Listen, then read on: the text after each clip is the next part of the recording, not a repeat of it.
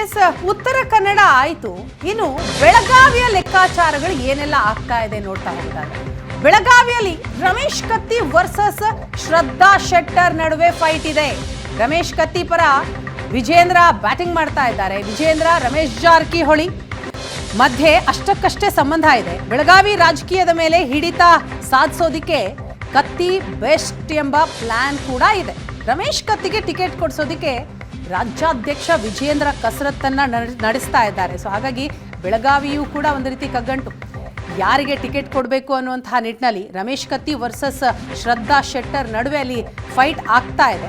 ರಮೇಶ್ ಕತ್ತಿ ಪರ ವಿಜೇಂದ್ರ ಬ್ಯಾಟಿಂಗ್ ಮಾಡ್ತಾ ಇದ್ದಾರೆ. ರಮೇಶ್ ಕತ್ತಿ ಅವರಿಗೆ ಟಿಕೆಟ್ ಸಿಕ್ಕರೆ ಒಳ್ಳೆಯದು ಅಂತ. ವಿಜೇಂದ್ರ ಮತ್ತು ರಮೇಶ್ ಜಾರಕಿಹೊಳಿ ಮಧ್ಯೆ ಸಂಬಂಧ ಅಷ್ಟೊಂದು ಚೆನ್ನಾಗಿಲ್ಲ, ಅಷ್ಟಕ್ಕಷ್ಟೇ ಇದೆ.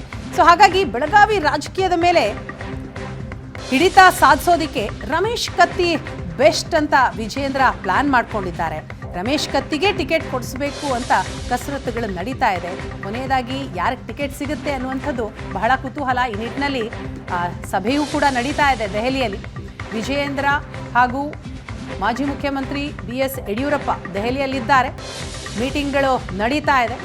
ಕರ್ನಾಟಕ ಲೋಕಸಭೆ ಚುನಾವಣೆಗೆ ಸಂಬಂಧಪಟ್ಟ ಹಾಗೆ ಯಾವ ಕ್ಷೇತ್ರಕ್ಕೆ ಯಾರನ್ನ ಕಣಕ್ಕಿಳಿಸಬೇಕು ಅನ್ನೋ ನಿಟ್ಟಿನಲ್ಲಿ ಒಂದು ಸುತ್ತಿನ ಸಭೆ ಆಗಿದೆ. ಇವತ್ತು ಕೂಡ ಸಭೆ ಇದೆ. ಅದೆಲ್ಲವನ್ನ ಕೇಂದ್ರ ಚುನಾವಣಾ ಸಮಿತಿಯ ಮುಂದೆ ಇಡಲಾಗುತ್ತೆ. ಅಲ್ಲಿ ಒಂದು ಅಂತಿಮ ನಿರ್ಧಾರಕ್ಕೆ ಬರಲಾಗುತ್ತೆ. ಸೊ ಈಗ ನಾವು ಗಮನಿಸ್ತಾ ಇದ್ದೀವಿ ಬೆಳಗಾವಿಯಲ್ಲಿನ ಪೈಪೋಟಿ ಲೆಕ್ಕಾಚಾರ.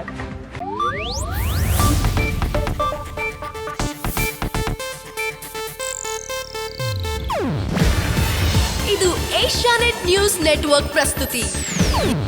ನೀವು ನೋಡ್ತಿದ್ದೀರಾ ಏಷ್ಯಾನೆಟ್ ಸುವರ್ಣ ನ್ಯೂಸ್.